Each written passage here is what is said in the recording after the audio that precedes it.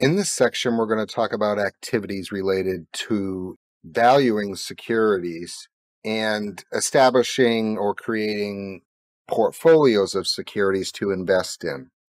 In this video, we're going to start by looking at valuing securities.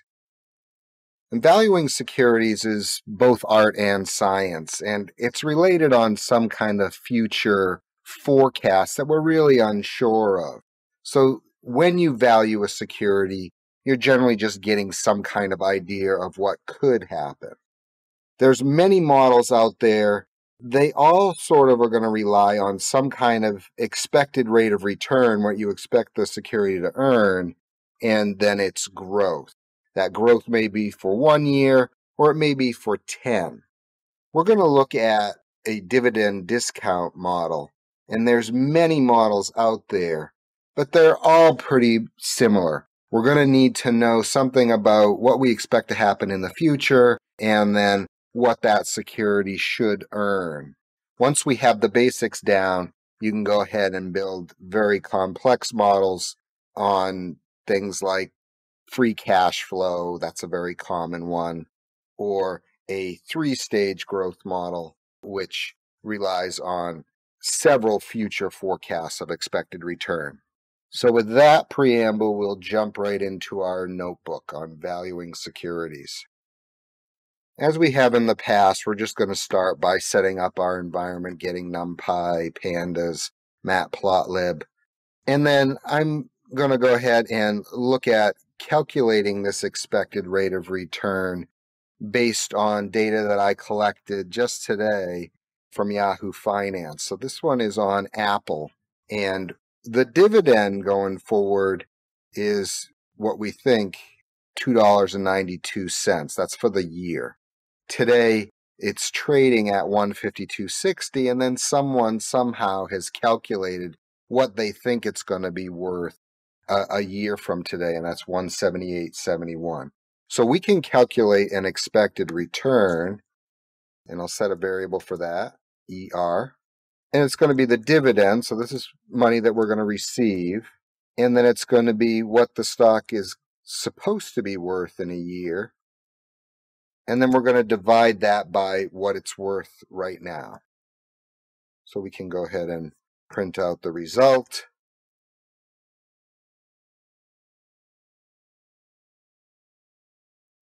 And then I'll plug in this ER. So I'll go ahead and print that out. And so this includes the current value. So if I subtract 1, I'll get the actual rate of return. So if we invest in Apple today, we'll expect to, over the year, earn about 19% on that investment. Now, I should be able to derive right back to the current value using this expected rate of return. So the present value is, again, going to be the dividend plus, in this case, P1, price at the end of the year. And then we'll divide that by the unadjusted expected return. And then I'll print it out.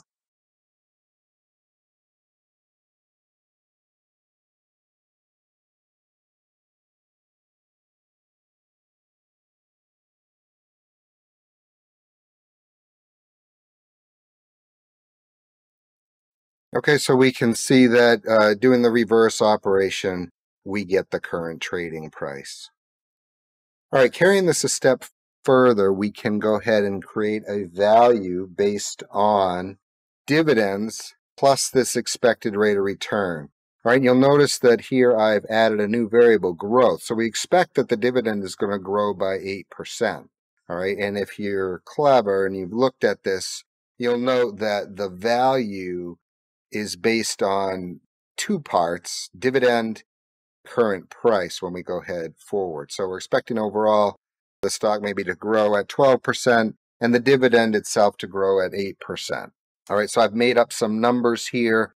I'm saying that we expect in 1 year our security to be worth 81, and then the dividend I've said is $3.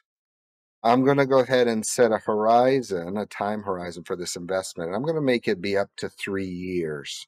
All right, so I'm making a data frame with 3 placeholder spots in there, and then I go in and I re-index it so it doesn't index starting at 0, it's going to index starting at 1. And then we'll get the length of our data frame plus 1.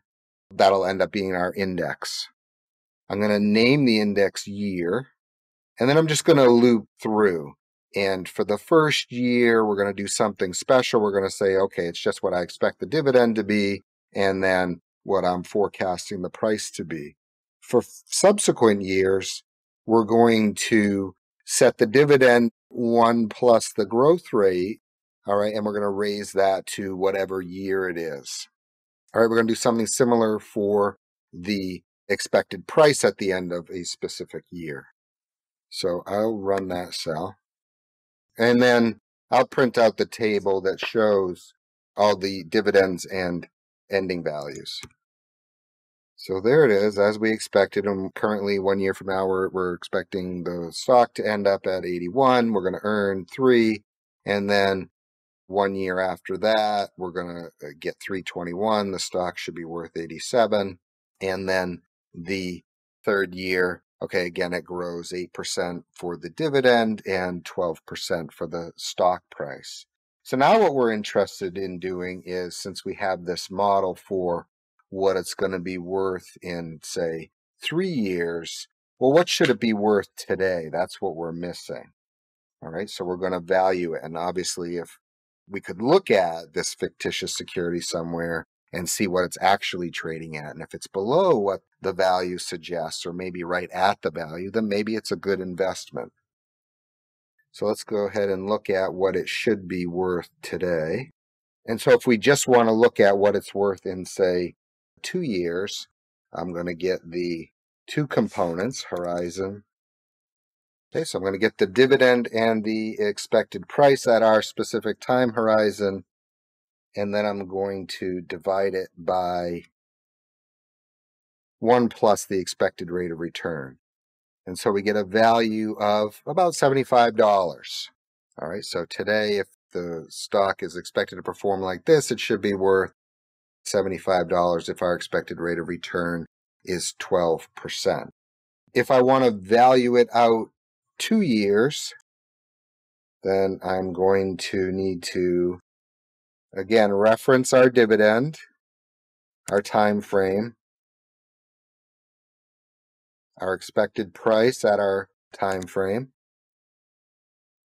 I'm going to divide all that by 1 plus our expected rate of return, and then I have to add in the components of year 2. So this is getting to be kind of a long line of code. Hopefully you can follow along.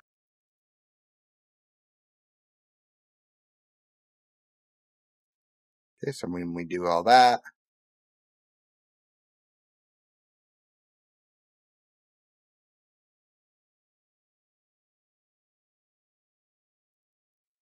okay, so if we want to value it out 1 more year, we're going to take our dividend from the first year, divide that by the expected rate of return. Okay, then we're going to add to that the dividend in the following year, plus this is sort of our terminal year, so we're going to maybe be selling it at this point. We'll get the expected price at the end of this period, and then we divide that component by the expected rate of return squared. When I do that, you'll see that, oh, okay, we get the same value. All right, so these models, whatever you're doing, they should have this kind of symmetry to them. All right, so when you're valuing a security, no matter how far you're valuing it into the future versus how close or how near term you're valuing it, it should end up with the same value.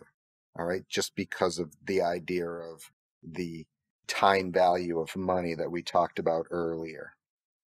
Okay, there's also something related to this called a constant growth model. So if I start with a dividend, I get an expected growth, and then I, again, have my expected rate of return. just using the dividend, I should be able to come up with a value of the stock that's very similar to what we saw above. So let's see if that's true. I'll take the dividend and I'll divide it by the expected rate of return minus growth. All right, and you can see that, yep, it's just about the same.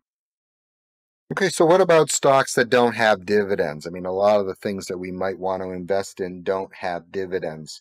The most common way that stocks get valued out there, and again, I mentioned there's many models, but the most common way they get valued is by their PE, or price to earnings ratio. And so we're going to need some estimate of earnings in the future.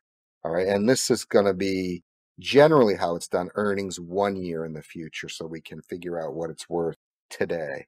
All right. If we think the stock should trade at 15 times earnings, all right, and again, we have the same expected rate of return, 12%, we should be able to, using these three numbers, get a value.